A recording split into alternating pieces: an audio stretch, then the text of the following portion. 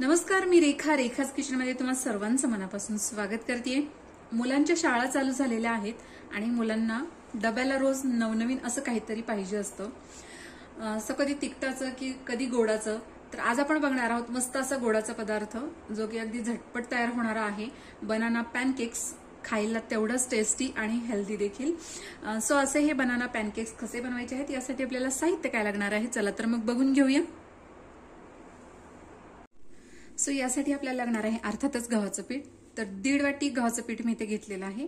या वाटीने मोजून 1.5 वाटी, अर्धी वाटी साखर, 1 चमचा बेकिंग पावडर, फ्लेवरसाठी मी इथे इसेन्स घेतलेला आहे। तुम्हाला इसेन्स नको असेल तर वेलची पूड देखील तुम्ही ते वापरू शकता। त्याचप्रमाणे अगदी चिमूटभर खाण्याचा सोडा, चिमूटभर मीठ आणि 1 केळी। तर सर्वात आधी आपल्याला केळी जी आहे ती मॅश करून घ्यायची आहे। सो इथे आपण केळीचे आधी काप करून घेणार आहोत। सो अशा पद्धतीने इथे आपण केळीचे काप करून घेतलेले आहेत आणि आपल्याला मॅश करून घ्यायचे।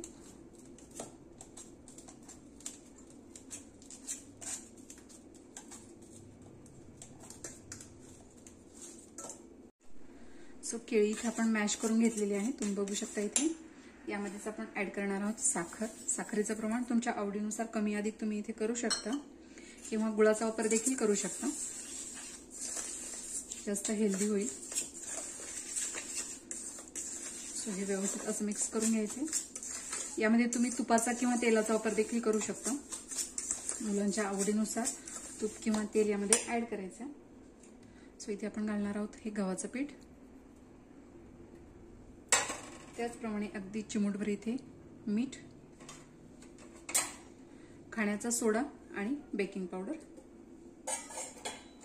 फ्लेवरसाठी मी इथे व्हॅनिला इसेन्स घालणार आहे, अगदी 5 ते 6 ड्रॉप। तुम्हाला नको असेल तर स्किप करू शकता किंवा तुम्ही इथे वेलची पूड देखील घेऊ शकता। सो हे व्यवस्थित आपल्याला मिक्स करून घ्यायचे। बॅटर तयार करण्यासाठी मी इथे पाण्याचा वापर करणार आहे, तुम्ही दुधाचा वापर देखील इथे करू शकता। सो अगदी थोडं थोडं पाणी आपल्याला यामध्ये ऍड करायचं, जेणेकरून यामध्ये गुठळ्या वगैरे तयार होऊ नयेत। सो थोडं थोडं पाणी आपण इथे ऍड करणार आहोत। तुम्हाला हवं असेल तर दुधाचा देखील इथे वापर तुम्ही करू शकता।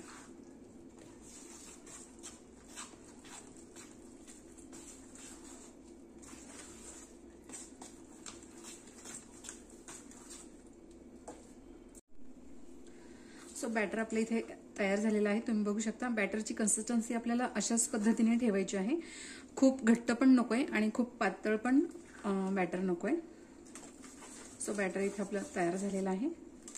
सो झटपट आपण याचे पॅनकेक आता तयार करून घेणार आहोत। सो ऑलरेडी मी इथे एक पॅन गरम करून घेतलेला आहे, यावर अगदी थोडंसं तेल आपण स्प्रेड करून घेणार आहोत।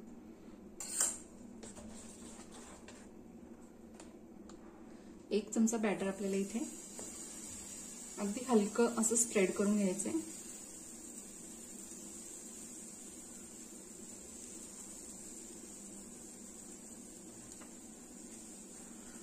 आणि साधारण अर्धा ते 1 मिनिट आपण एक बाजू याची भाजून घेणार आहोत। सो आपण आता हे पलटून घेऊया।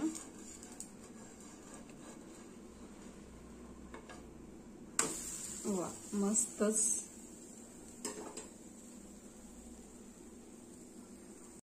सो दोन्ही बाजूने आपला हा पॅनकेक तयार झालेला आहे, तुम्ही बघू शकता। इथे